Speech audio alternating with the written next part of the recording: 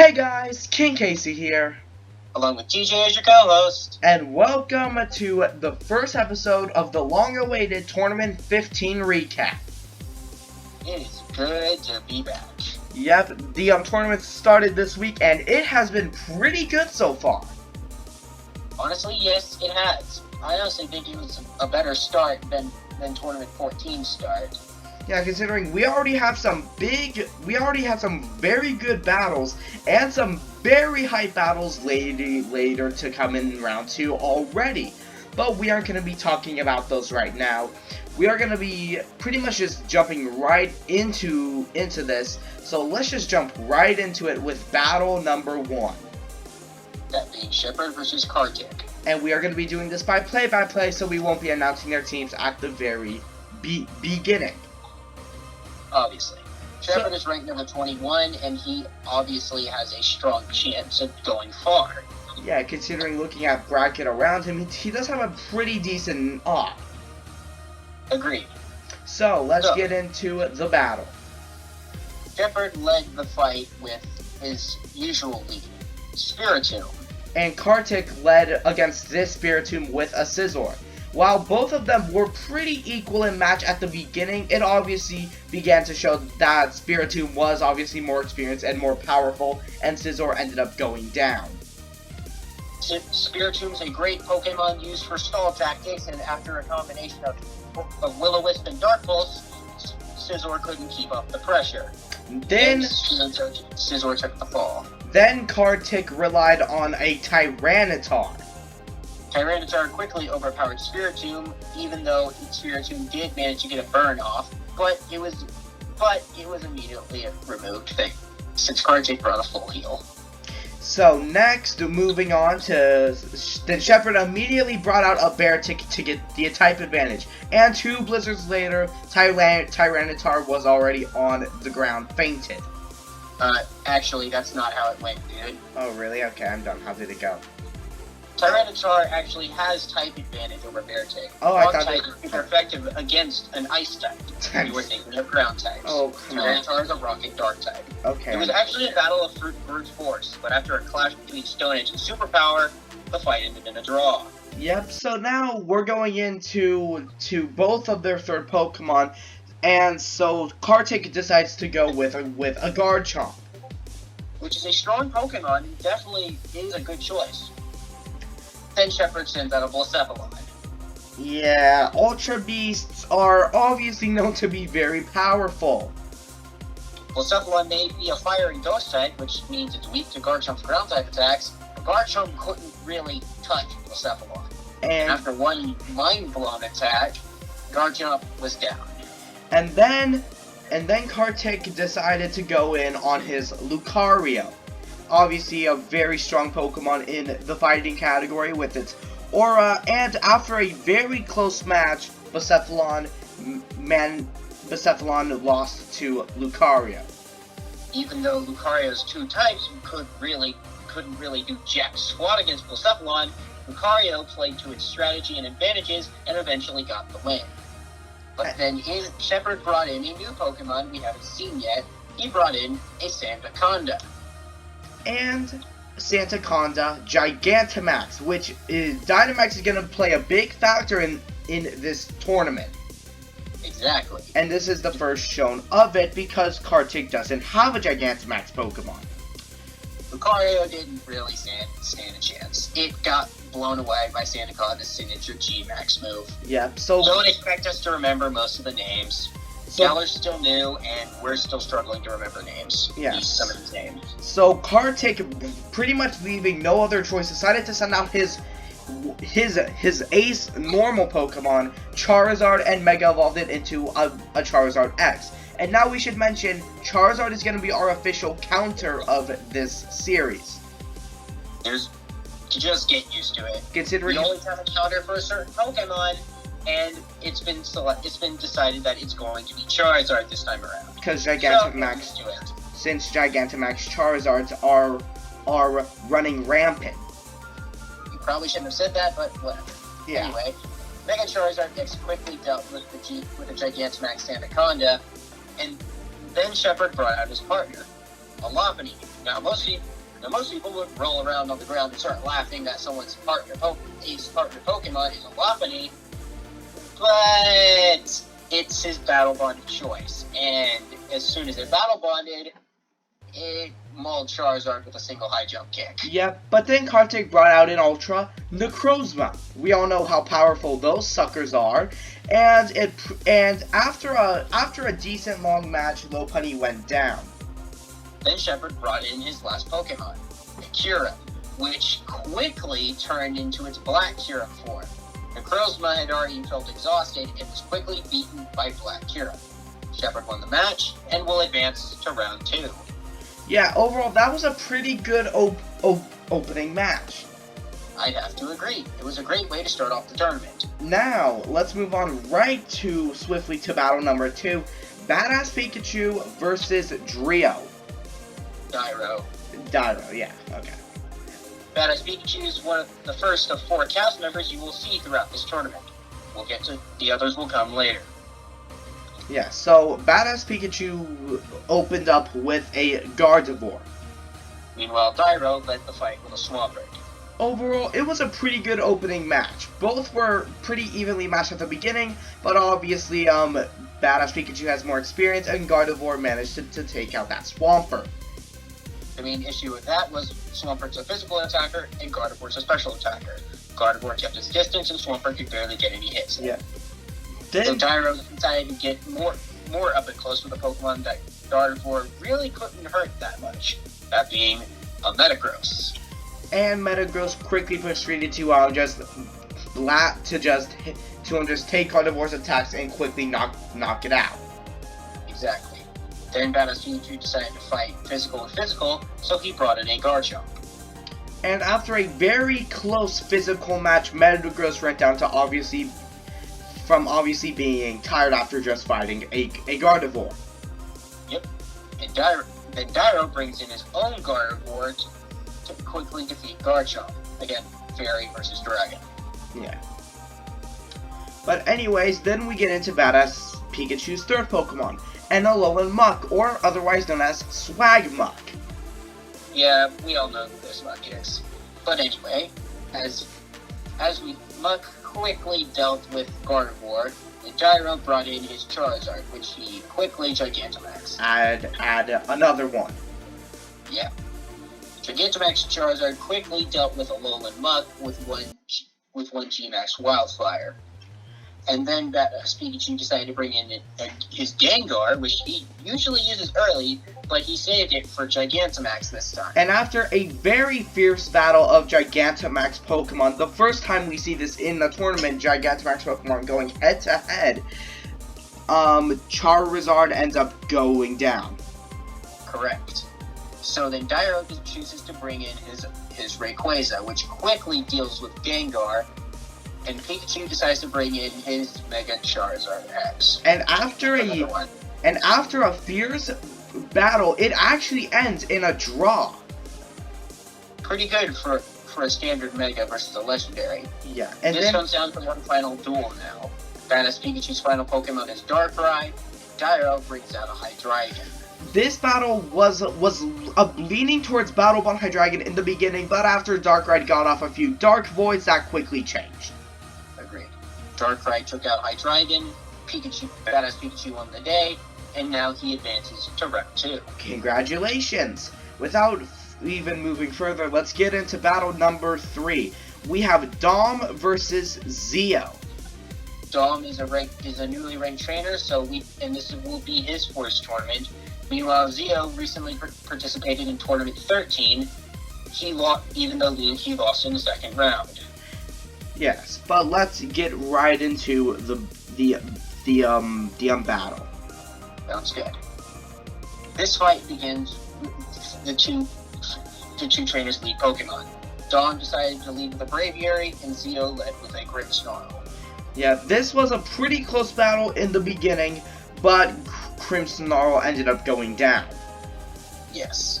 So Zeo's second Pokemon was a Corviknight. We had an air battle, but Braviary quickly went down due to fatigue. Yeah, and then Dom decides to go into his Midnight Lycanroc. A pretty good choice. Despite Midnight Lycanroc being at a type disadvantage because of Corviknight's steel typing, Lycanroc was able to win the fight. So then Zeo brought in one of his stronger Pokemon, Infernape. And after a pretty close physical battle, Midnight Lycanroc ended up going down, and Dom bringing in at a type disadvantage Leafeon. Very interesting choice. It got smoked by a single Flare Blitz. Yeah, so yeah, now Dom is on defensive as he tries to get back in the lead, and he brings in a Gigantamax Gengar, which quickly dealt with both Infernape and Garchomp. Yep, so then Zeo brings in a Charizard, which you guessed, Gigantamax is at another one. Yep. So with that, Charizard quickly dealt with Gengar because Gengar was already exhausted.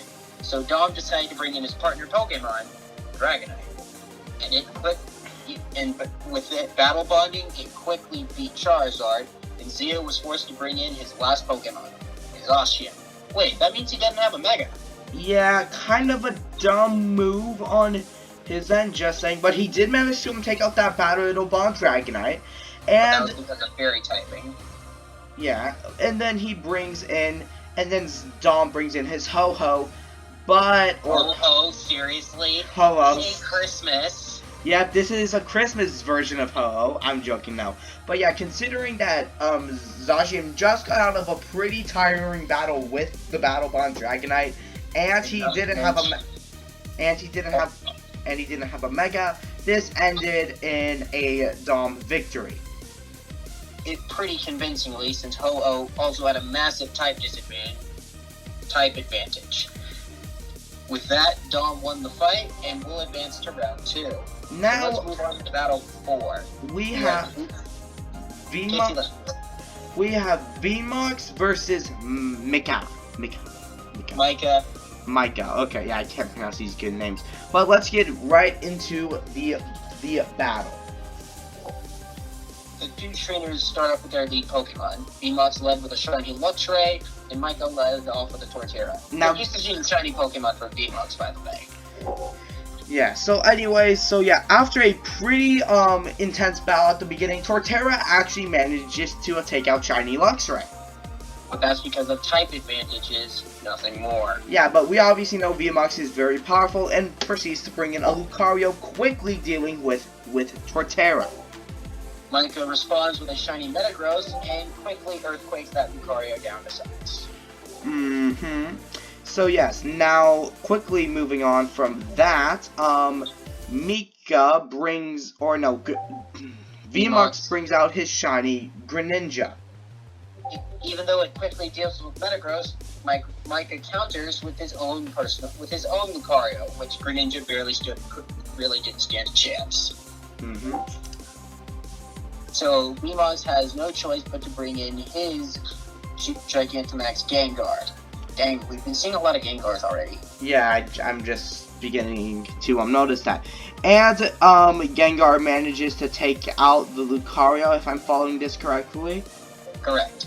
And Micah chooses to bring in his own Gigantamax Pokemon. If you guessed Charizard, congrats! You've been paying attention. Another one on the counter. Exactly. But this Charizard quickly got swept by a Gengar. Quickly got swept aside by this Gengar, because this Gengar knew Thunderbolt. Putting VMAX back in the lead for the first time. Then Micah's forced to quickly respond by bringing in a Latios. And after a pretty intense battle, deals with Gengar. Then VMAX brings in his signature battle Bomb Garchomp, which pretty easily takes out Latios. So Micah is forced to bring in his last Pokemon, Greninja. It quickly battle bonds. No, it's not an Ash Greninja. We've been getting fewer and fewer of those, so don't expect to see him. Yes. This Greninja quickly dealt with Garchomp because every single water type these days is having Ice Beam. But luckily, VMAX's last Pokemon was Zacian, so they quickly cut down Greninja. Meaning VMAX is the winner. Congratulations. And he will advance to round 2. Alright, now moving on to Battle 5, we have Arbud and the Gold, and he's taking on Charles. So yes, let's get right into the battle. So the battle begins with Charles sending out a Golduck. Okay, then weird choice.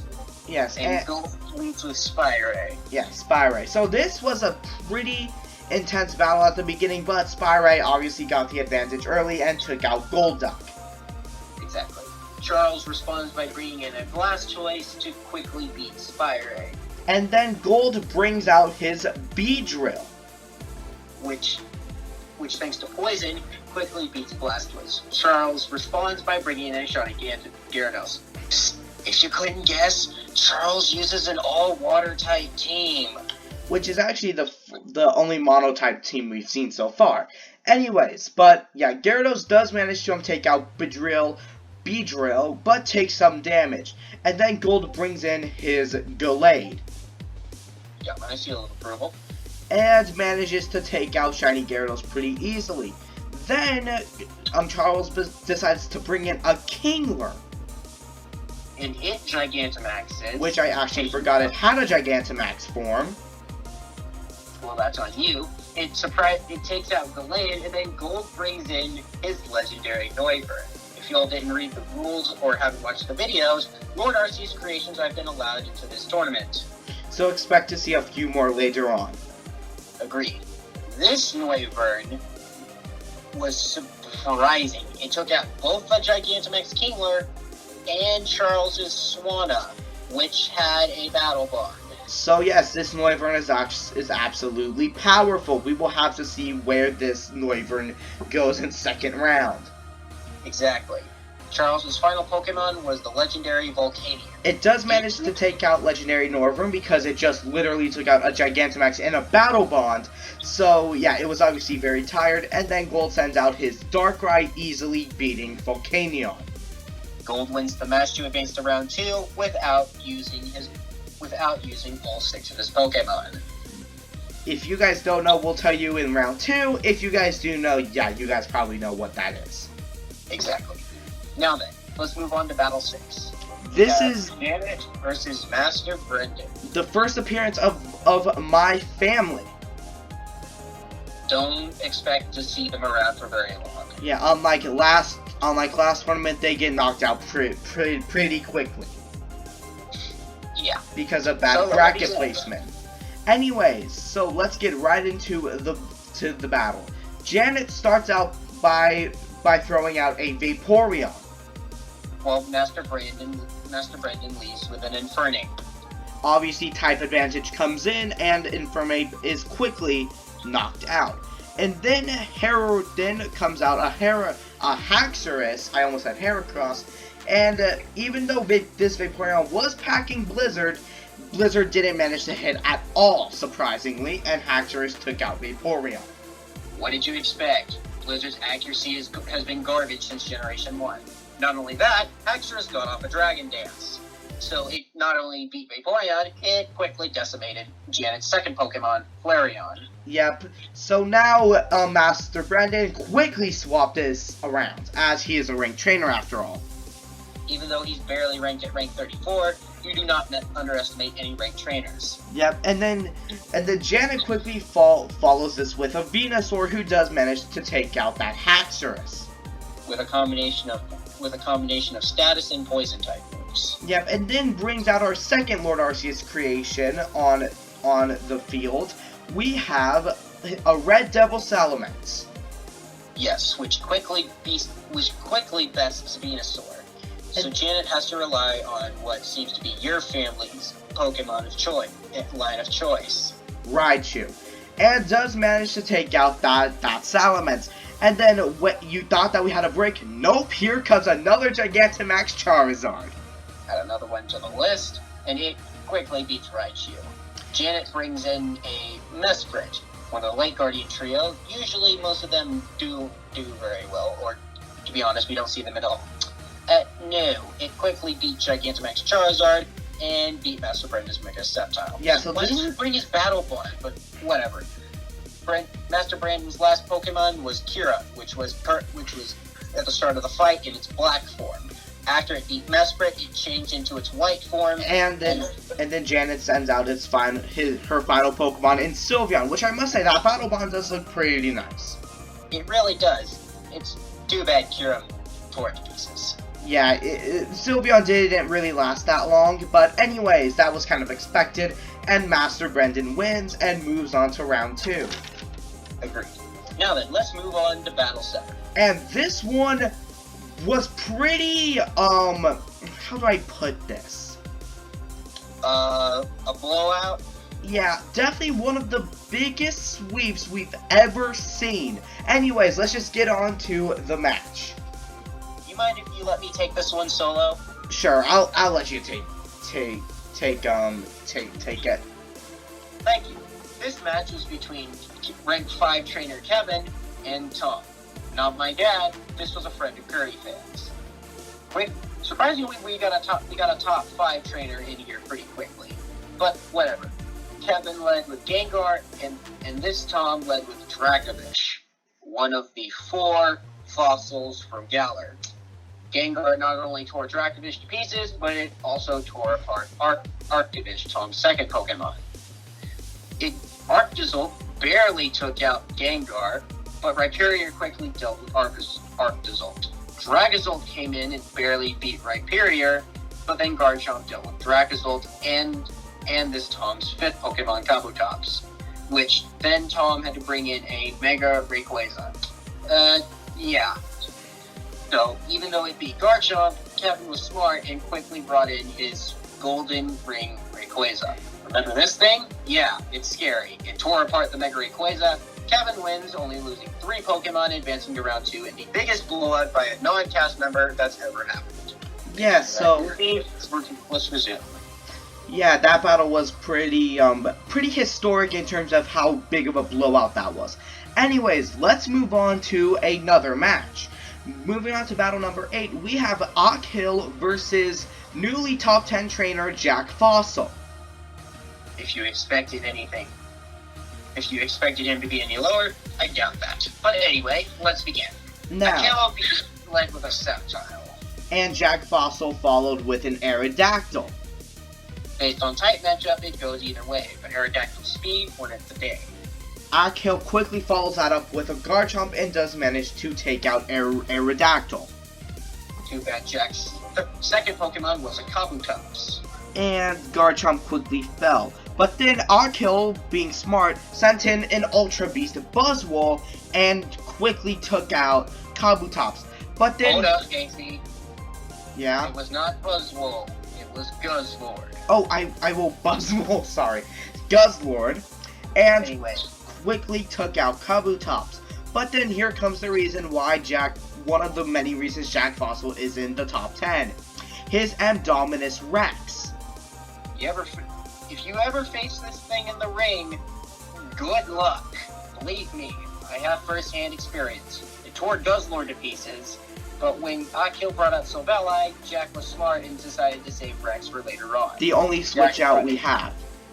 Jack brought in his Lycanroc Dusk form, and the two fought to a draw. But then, yeah, we had a break in Battle 7, but nope, we're right back on that Charizard train since here comes another one. But Jack decided to bring in his Lapras, which also can Gigantamax. And we have a pretty good Gigantamax battle, but obviously Charizard goes down, leaving Akil with his Mega Rayquaza. After taking out Lapras after it un-Gigantamaxed, Jack Fossil quickly brought in his Indominus Rex, activating the White Diamond, and quickly took out Rayquaza. Or like 4 pieces. But regardless, Jack won with only having to use 5 Pokemon. Now then, let's move on to the last 2 battles of the week. Josh versus Game Master 25. Good to see him back. Yeah, it is always good. So let's move on to the battle. Agreed. So Josh led with a Galvantula. Meanwhile, Game Master 25 led with a Phalanx? Really? Yeah, Yeah, very interesting choice, but it was a very interesting battle to see just all these little guys on the Galvantula. Anyway, Galvantula is actually not that small. Phalanx is pretty tiny, and it actually tore apart Galvantula. Yeah, I mean, of course, but yeah. So Galvantula quickly falls, and Josh sends out in an Avalugg. Even though Avalugg was at a huge type disadvantage, its massive bulky defense allowed it to beat Phalanx. And then Game Master 25 brought in one of his regulars, the Star Luxray, one of his multiple Lord Arceus creations. And quickly took out Avalugg. Josh brought in a Hakamo-O, and after a pretty good battle, Seriously, Hakamo-O, seriously, it's Como-O. Sorry, I'm messing up my names. Anyways, Como-O takes out Luxray. But then Game Master 25 brings in his best Lord Arceus creation, Winged Gliscor. It not only takes out Como-O, but it also takes out Josh's Silvally. So then Josh has to bring in his own Ultra Necrozma, taking out the Winged Gliscor, but then quickly losing to a Gigantamax Charizard, I think. Actually, Ultra Necrozma tore to pieces. Yeah, okay.